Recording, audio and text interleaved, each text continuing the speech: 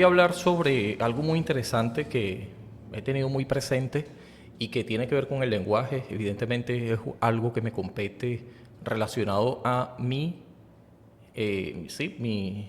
profesión, mi forma en la que me gano la vida, si le quieren llamar así. Y también es una cosa que me llama poderosamente la atención y a todos debería, la verdad, porque todos hablamos, todos nos relacionamos con el lenguaje, es inevitable, es un eje transversal.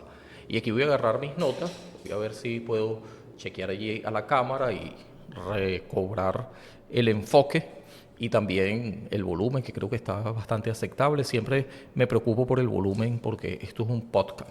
Así que espero que estén bien del otro lado. Este es el episodio número 156 ya. Y la idea es que este episodio aparezca todos los miércoles, al menos uno a la semana. Ya no estoy tanto con el afán de ponerlo todos los miércoles a las 6 de la tarde. Pero sí en la radio estoy los martes, la Radio Pública El Guavo, para los que nos ven y nos escuchan de ese lado. Ahí todos los martes desde las 4 de la tarde se pone al aire el programa Universo Vocabular. Ahí también tengo ya 71 episodios. Este en mi podcast más personal es el podcast de Mike y aquí ya van 156 con este.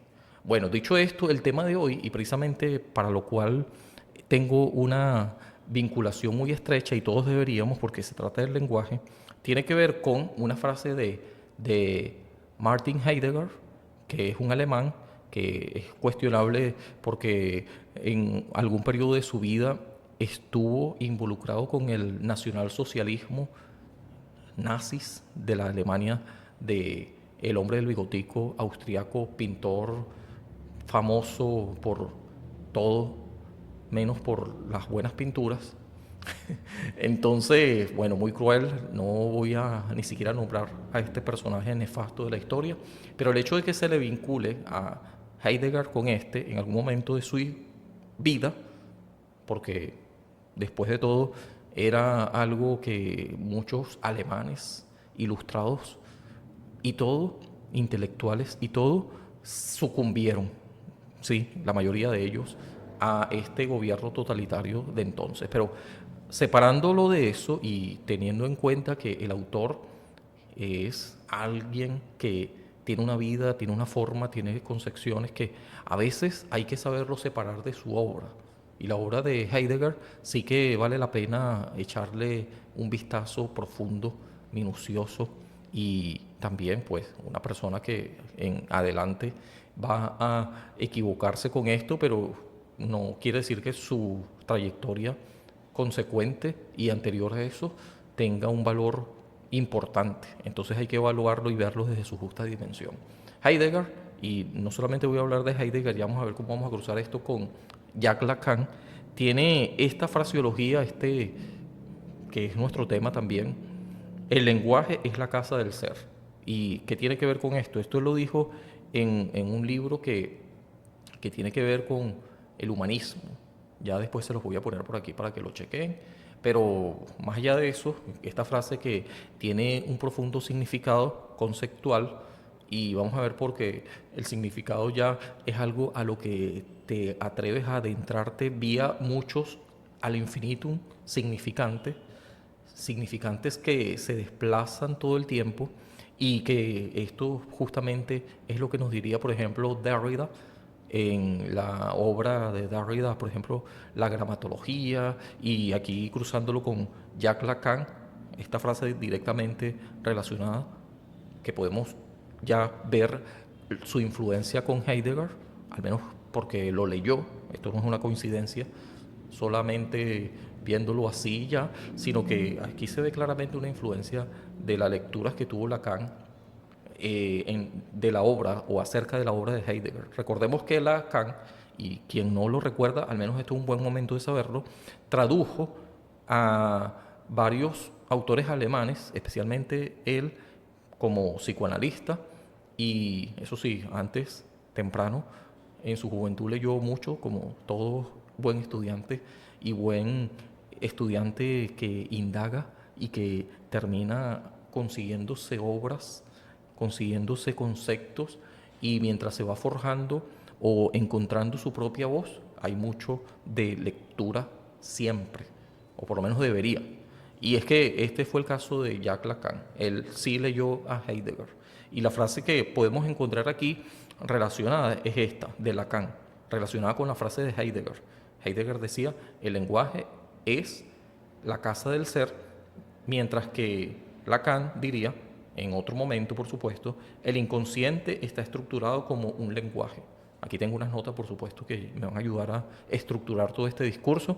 Y si quiero hablar de esto, a veces yo lo hago con mi prosodia, con mi volumen, con mis pausas, con mi forma tan única de hablar que algunos le pueden estar molestando, otros sencillamente estarían encantados, pero es un mi huella, como yo lo he explicado aquí en otra ocasión, el habla es única, irrepetible y claro, siempre se puede mejorar ya a manera discursiva, a manera de oratoria, a manera de llegar a un público más amplio, que esta forma de hablar, en la medida que te vas acostumbrando a ello, tu oído se acostumbra, pero en el momento que lo está internalizando, digamos, de manera prematura, en sus primeros comienzos, cuando uno escucha algo o a alguien, entonces esto todavía está tratando de sintonizarse.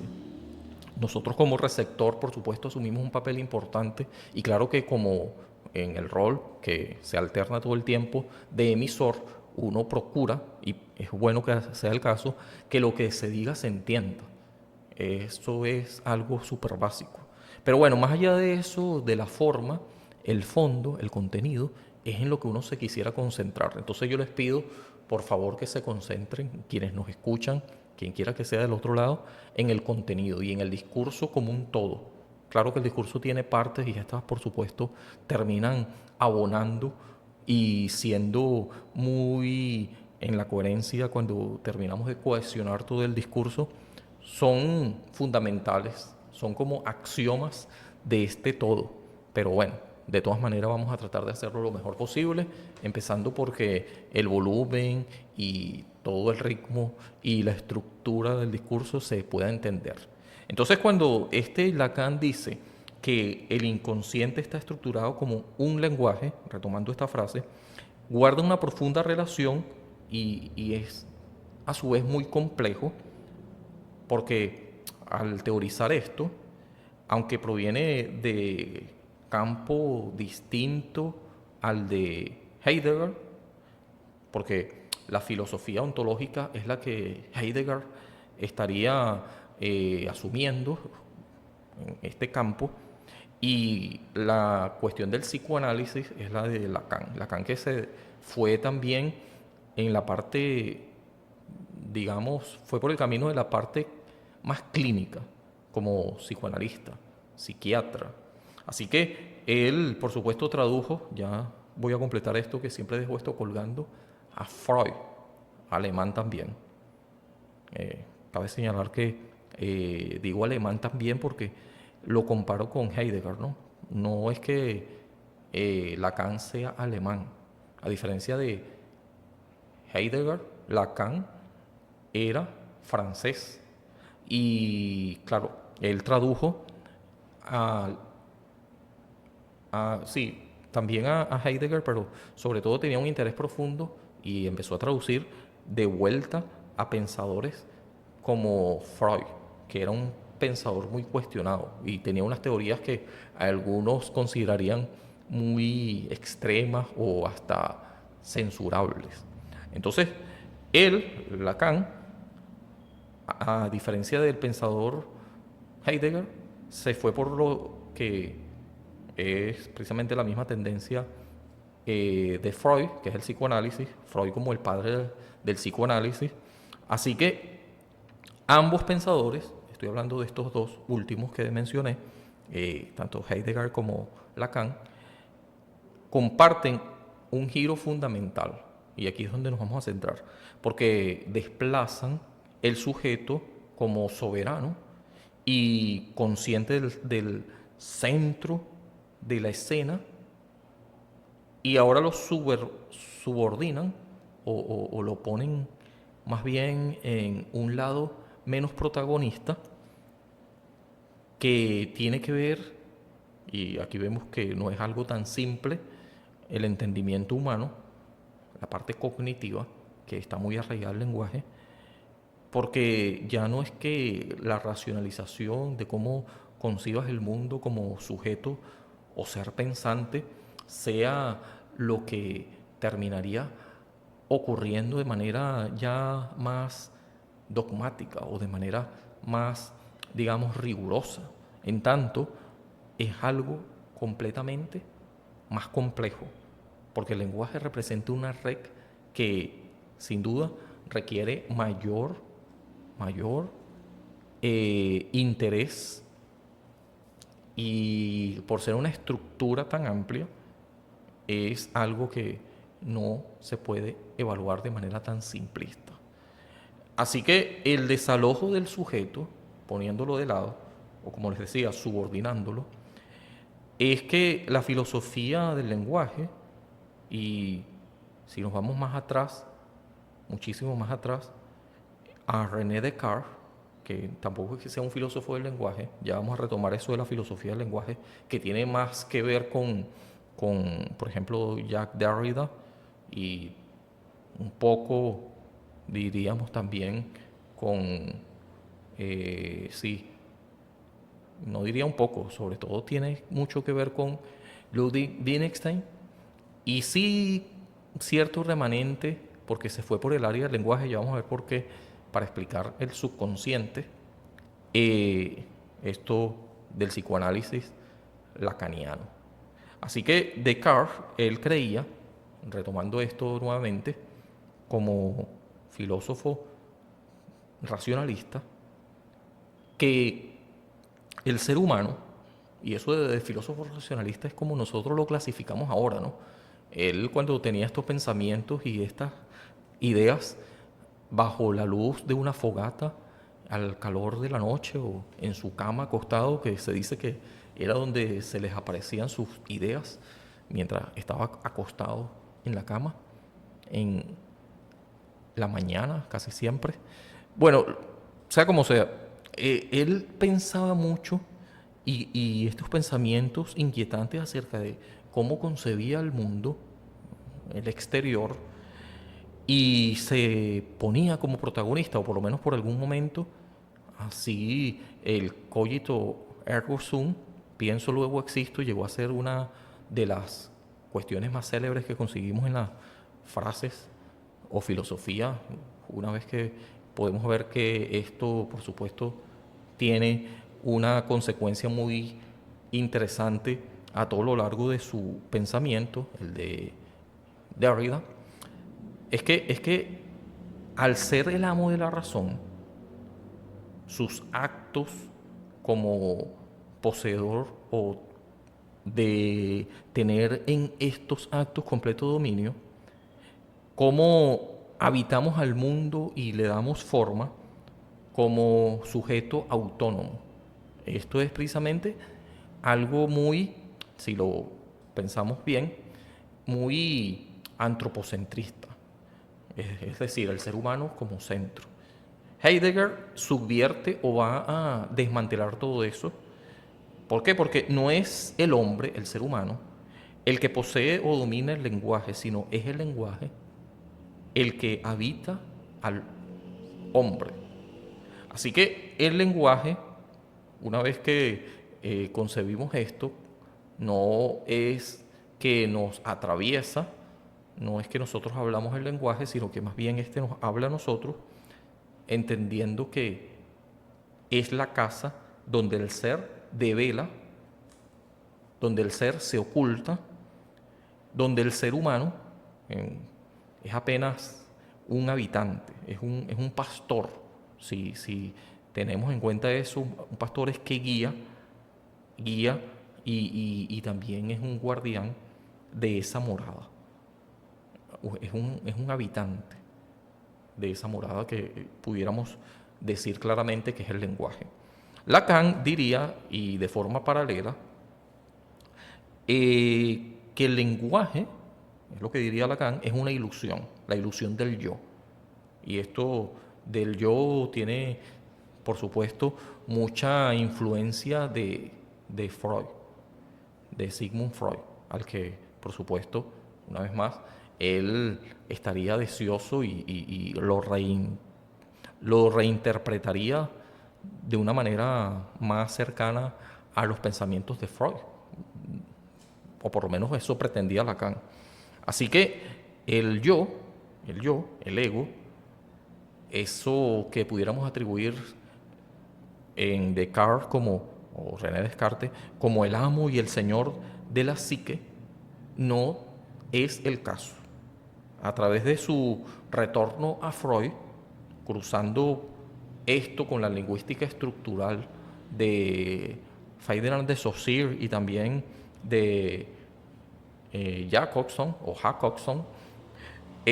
postula Lacan, una vez que estudia a los estructuralistas como a Freud y su psicoanálisis y todo lo que él escribió, su obra que el mismo Lacan tradujo de primera mano, más allá de toda otra interpretación que ya se le estaba poniendo de lado, vetándolo y asumiéndolo como pseudociencia, de hecho, todo eso del psicoanálisis, que todavía sigue siendo al día de hoy muy cuestionado, pero Lacan de alguna manera iba a reivindicar a Freud y postula que el sujeto no precede al lenguaje. Es decir, que las personas no son, digamos, anterior al lenguaje, sino que cuando crecen y nacen, ya desde antes que siquiera existieran, siquiera usted y yo existiéramos, ya el lenguaje y toda la gramática, todas las normas preexistían, preceden. No es que el sujeto esté antes que el lenguaje, sino que ya el lenguaje estaba sucediendo y uno crece y se desarrolla en ese entorno, esa comunidad lingüística. Así que esto todo que empieza a ocurrir como lenguaje desde la temprana infancia, desde que estás en el vientre de tu madre, es algo que termina convirtiéndote no en la causa del lenguaje, sino en un efecto del mismo. Esto es muy interesante y también muy revelador y tiene, junto con esto, si lo entendemos bien, muchas repercusiones, ya que el ser humano entra en el orden del lenguaje del gran otro, usando esta fraseología de Jacques Lacan, desde antes de nacer. Así que es hablado por el lenguaje y no es que uno hable un lenguaje, es decir, el lenguaje nos habla. Es hablado por él tanto como uno habla un lenguaje. Así que el lenguaje es una condición y al mismo tiempo es un límite, es un horizonte, como lo diría Heidegger. Vamos a volver a Heidegger diciendo que fuera de la casa del lenguaje, usando la misma metáfora, entendiendo que el lenguaje es la casa del ser, o sea que fuera de allí, fuera de esa frontera, fuera de esa casa, no hay acceso al ser. No podemos acceder al ser sino por medio o en función de el lenguaje. Todo lo que puede ser, todo lo que es o pueda ser pensado, comprendido, todo lo que pueda ser revelado, ocurre dentro de los límites de la lengua. Y lo que se dice, el lenguaje lo termina permeando y lo termina reconociendo, y a su vez aquello que no se dice también, si es que se pudiera decir en algún momento, obligatoriamente tienes que recurrir al lenguaje.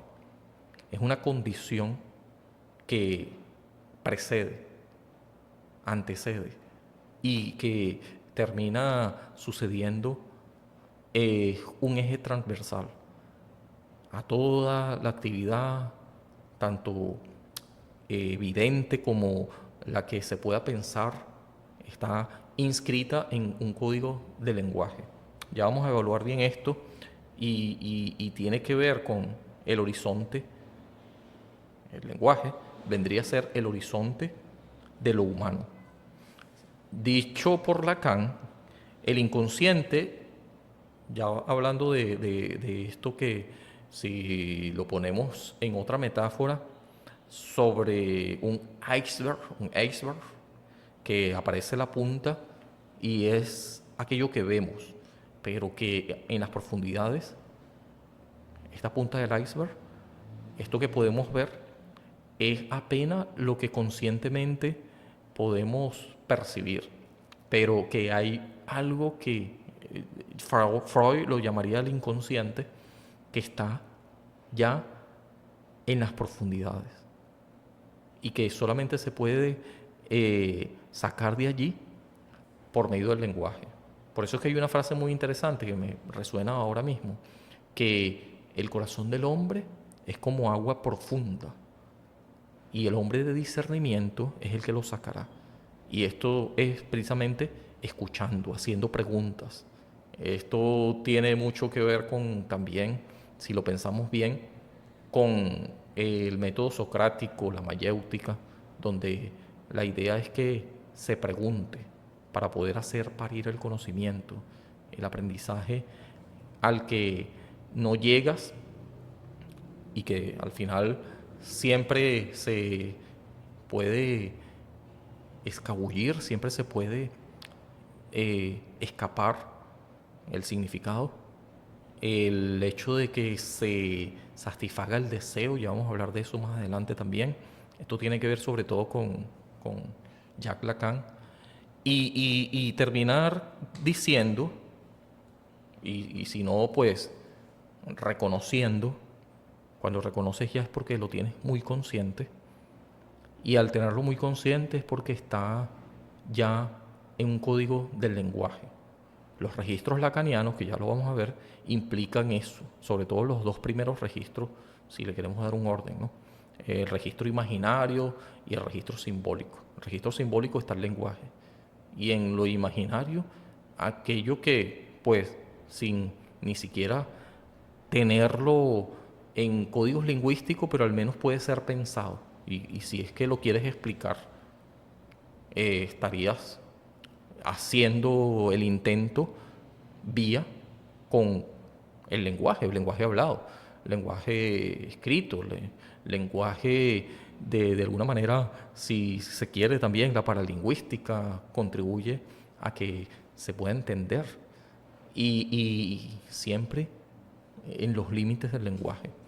Ahora, el registro real, este sí que es más eh, difícil porque, aunque existe en la totalidad, lo podemos encontrar, es más, es infinitamente superior que el noúmeno, es el noúmeno, mejor dicho, es infinitamente superior que el fenómeno, que es aquello que al menos podemos entender, podemos comprender. No digamos todo, porque el todo, la totalidad siempre se nos termina escapando. Así que estamos en una cuestión de, si queremos recordarnos de la famosa eh, paradoja de Zenón, especialmente hablando de Aquiles y la tortuga, que nunca llega a ser alcanzada la tortuga, aunque Aquiles siempre está corriendo detrás de ella, es que siempre hay una infinitesimal distancia a la cual no llega a alcanzar. Siempre lo excede, siempre termina a una distancia que no puede terminar de llegar, no puede terminar de fundirse. Entonces, esto tiene que ver con las pulsiones. Las pulsiones, cuando se habla del inconsciente, no es un rincón biológico, no es eso lo que quería decir Lacan, no es algo oscuro que tenemos oculto, más bien es el orden, el orden en la que operan. Ya vamos a ver por qué. Y este orden en la que se opera, así sea de manera inconsciente, solo saldrá a la luz con las leyes del lenguaje. Es decir, estas metáforas o metominias tienen su raíz y están codificadas en un lenguaje. Esto significa que lo psíquico está articulado como un discurso. Los síntomas, los chistes, también lo llamaría el laxus, en el lenguaje que usaba Lacan. Los sueños se pueden leer, se terminan estructurando, se pueden reinterpretar o interpretar como palabras encadenadas, como significantes. El punto de contacto en estos dos, tanto de Lacan como de Heidegger, y el peso ontológico que le da a Heidegger y el de psicoanálisis, que ya les decía que tiene que ver más con Lacan, y la conexión que podemos ver en estos dos, es meramente metafórica. Lacan leyó profundamente a Heidegger, así que no nos extrañaría algunas influencias. Llegó a traducir textos suyos como el seminario sobre el logo de Heráclito. Ahí vemos que esta influencia de Sigmund Freud en Lacan era evidente, y completamente transparente, ¿no? Él lo quería exponer y quería, como ya les decía hace rato, ¿no? A través del retorno de Freud. Quería poner a Freud en el mapa de, sí, de la intelectualidad académica. Y esto no fue, esta sinceridad y esta franqueza, este atreverse a decir cosas, no fue para Lacan algo que no le cobró la antipatía y la expulsión incluso del círculo académico ya más arraigado a su profesión, que era la clínica, la cuestión del psicoanálisis, los psicólogos, estos que aglutinaban la academia de la psicología, de la psiquiatría sobre todo, lo expulsaron y todo de sus medios, de sus organizaciones. Eso lo podemos ver en otro lugar y extendernos un poquito más en este episodio de la vida de Lacan, ¿no? Al que él llegó a comparar como cuando se expulsó a cierta otra persona de sus círculos, bueno, como que si la Inquisición le hubiese rodeado, algo así. Hay un personaje que él se compara hasta el grado de cómo se sentía expulsado de eso. Ya me acuerdo, sí tiene que ver con la Inquisición, y el personaje en cuestión es Baruch Spinoza. Se llevó a comparar con él, sí, como vetado, votado y puesto de lado solamente porque no entendieron muy bien o para nada, ni siquiera se interesaron en algunos casos, consideraron una aberración también esos conceptos, opiniones que al mismo tiempo para la época se podían ver como radicales. Y además, bueno, como todo, cuando hay una idea que es muy novedosa y que además amenaza con que se remueva o se tambalee cierto paradigma constituido, por supuesto eso tiende a desatar la antipatía y a tener resistencia. En el caso de Lacan, esto que él pregonaba, sus formas no sé, de teorizar y de con vehemencia a través de sus discursos, porque se dieron muchos de ellos no escritos, es verdad que después se transcribieron y todo, pero eran discursos orales, eran en el marco de seminarios, como en el caso de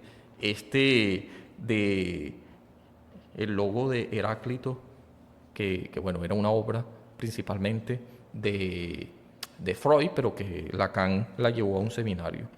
Bueno, vamos a seguir hablando de esto. Vamos a ver las conciliaciones que hay, las relaciones que hay, las conexiones. El otro y el ser. Cuando Lacan habla del gran otro, concepto lacaniano muy interesante del que yo hablé en un episodio, como el tesoro de los significantes que preexisten al sujeto, esto va a resonar muy de cerca con la idea de Hegel, de Heidegger, mejor dicho, de un ser que trasciende al individuo y lo domina y lo determina también. La verdad y la palabra, esto que lo encontramos en el caso de Lacan y también en Heidegger, la verdad no es algo, para ellos dos, que se produce mediante un cálculo técnico o un dominio científico, algo que se pueda dominar, que se pueda domesticar, sino es algo que acontece y se revela en el decir, en el habla, mientras ocurre, en la poesía, según Heidegger, en la asociación libre y la cura analítica, diría Lacan. Así que, en síntesis, podemos decir que se puede afirmar que la tesis de Lacan es la traducción clínica y psicoanalítica de la intuición ontológica de Heidegger, si lo podemos ver, si nos ponemos a ver esto bien, ¿no?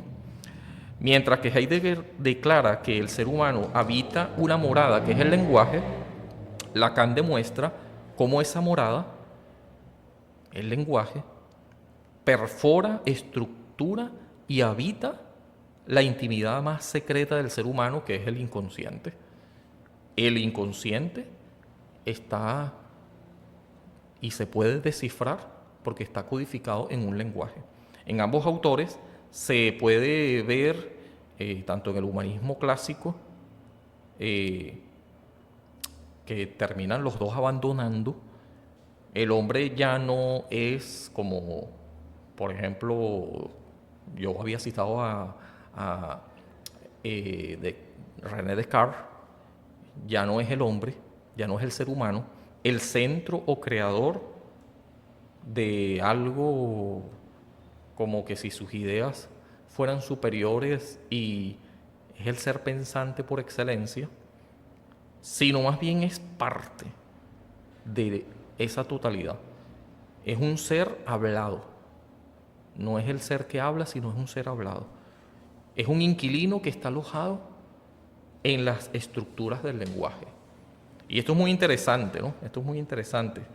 Y aquí hay otras cosas que tengo que seguramente lo hablaremos en otra ocasión para que esto no se convierta en algo tan largo.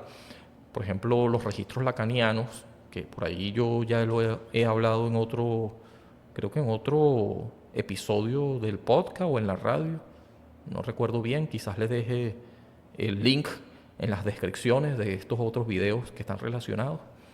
Pero bueno, de todas maneras se puede hablar en otra ocasión, eso sí estoy seguro, sobre cómo es que la cadena al infinito de significantes terminaría dándonos más luces acerca del significado sin necesidad de llegar a él. Y es que al infinito están todavía ocurriendo muchos otros significantes. Sin embargo, como diría Derrida, al significado no llegas. Y esto pudiera sonar ya muy frustrante. Lo mismo que sería así de frustrante para Heráclito por no alcanzar a la tortuga, ¿no? Usando esta metáfora también, sí, que en su momento, y todavía sigue siendo, en la analítica matemática, en esto de los cálculos infinitesimales, algo que nos revienta el cerebro, porque no podemos llegar, no podemos llegar porque siempre se puede dividir en dos, siempre se puede dividir en dos y eso es al infinito. Así que esto de la imposibilidad del aprendizaje absoluto nos lleva a la idea de que habitamos una casa, no somos los constructores de ella ni siquiera, y que nos antecede el lenguaje. Aprender no es consumir la totalidad del saber, sino habitar la imposibilidad de alcanzarlo por completo. Esto es una idea muy interesante que puede servir para terminar, ¿no?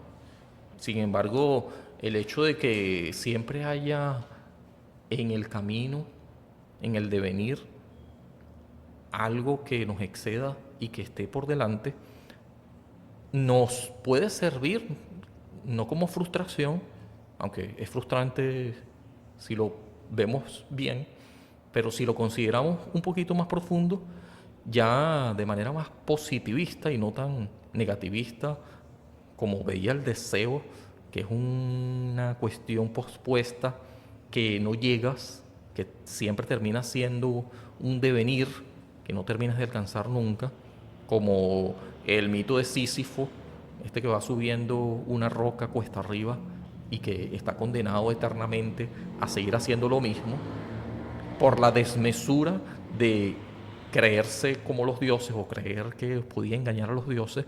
De ahí viene este mito de Sísifo y el ibris, que precisamente él comete, esta desmesura, esto de osar alcanzar a los dioses o creerse más inteligente que ellos, llevaría a que, si bien estoy condenado a hacer esto, esto termina siendo un círculo o un bucle eterno.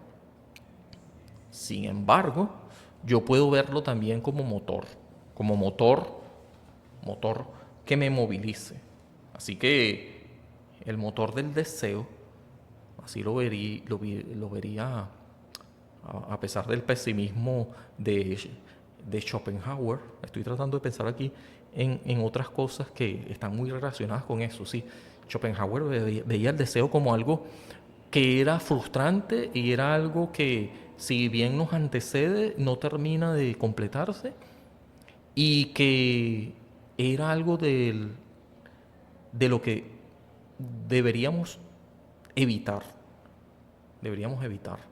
Vía un poco, diría, se parece mucho al menos con esto de, sí, de los griegos. Los griegos decían que el deseo, que siempre se termina posponiendo si eres, digamos, una persona que todo el tiempo está deseando y deseando y deseando, esto que resultaría así frustrante y resultaría también pesimista, porque hay una voluntad de poder que te está impidiendo que vayas y trasciendas más allá. Hay un límite impuesto todo el tiempo y que no puedes escapar de él. En tanto, si eres más positivista con eso, como por ejemplo, estoy pensando aquí en, ¿cómo se llama? Guattari, Deleuze y Guattari, también franceses, creo que ambos franceses, los mismos que hablaban del rizoma y no de esta cuestión arborescence, arborescence, que es más así como vertical. El rizoma es algo que es más holístico, que todo tiene que ver con todo en la medida que se ramifica y hay una totalidad allí que está completamente vinculada. ¿Sí? Y no se trata de un orden jerárquico vertical. Bueno, esto relacionado con el deseo es que, y así lo veían ellos un poco más alentador, es como motor de cambio, como algo que después de todo te ayuda, porque si subes a la cumbre y terminas y dices, bueno, ya no hay que hacer nada. Entonces, si vuelvo a empezar otra vez, cada momento de esto, aunque parezca repetitivo, en realidad es único. Y en cada lección pudiera yo, y eso es precisamente lo que se pudiera considerar súper optimista, fortalecerme en la medida que voy cuesta arriba subiendo esta piedra, con la esperanza de que no termine nunca sino que sería muy aburrido porque ¿qué voy a hacer después que termine? Entonces yo nuevamente me pongo otro reto y así voy al infinito o hasta que la vida mía se termine acabando, porque es que esa es otra cosa, ¿no? Ser para la muerte, diría Heidegger, pero esto es otro tema. Así que si nos quedamos con la cuestión más positiva de esto de la incompletud, de que habitamos una casa y que la imposibilidad de suturar el vacío, que no hay un cierre definitivo, esta distancia infinita de tocar la verdad absoluta sin llegar completamente a ella, de la que nos diría en este noúmeno, la cosa en sí no termina de fundirse con la cosa para sí, que sería el fenómeno de la que nosotros al menos creemos tener cierto dominio, cierto control, y que lo hacemos es por vía del lenguaje. Y sin embargo el lenguaje nos antecede. Así que siempre termina siendo muy frustrante y al mismo tiempo como motor de cambio, como pensando en esto de la manera más optimista posible, resultaría que este lenguaje que nos habita, que nos habla, el lenguaje como la casa del ser, si el inconsciente está estructurado como un lenguaje, entonces sí que podemos hablar ya de que en el dominio humano podemos hacer mucho con esto. Pero eso no quiere decir que podemos terminar haciendo todo. Así que se sigue desplazando al sujeto como soberano. No es que sea el pienso luego existo como el que pregonaba Descartes, aunque bueno, tiene mucho sentido porque eso termina controlando un poco las cosas, teniendo una sensación de dominio. Eh, Esto de diseccionar, ¿sí? De ver el todos a través de sus partes, eso sí, consciente de que este todo que estamos tratando de dilucidar, de conocer, de entender, se nos escapa, nos excede. Y eso ya tendría mucho que ver con, sí, esta postura o actitud de honradez intelectual. Habitamos la casa, no somos la casa, ni tampoco somos dueños únicos y poseedores del lenguaje. ¿Qué quiere decir esto? El lenguaje es humano, es comprensible, sí, pero de todas maneras sirve para poner en evidencia cosas que están en el inconsciente, cosas que están en el noúmeno, no, porque el noúmeno, este infinito de posibilidades que podemos pensar quizás a través de lo imaginario, pero trasladar eso a lo simbólico es complejo. Y más allá, llegar al noúmeno de una forma absoluta, ya digamos que es imposible.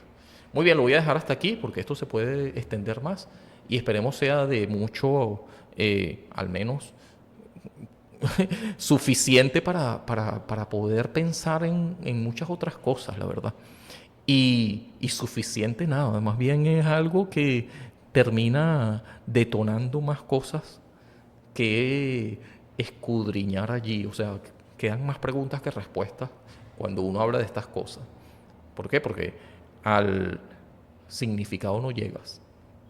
Muy bien, lo voy a dejar hasta aquí. Chao, chao, nos vemos otro día.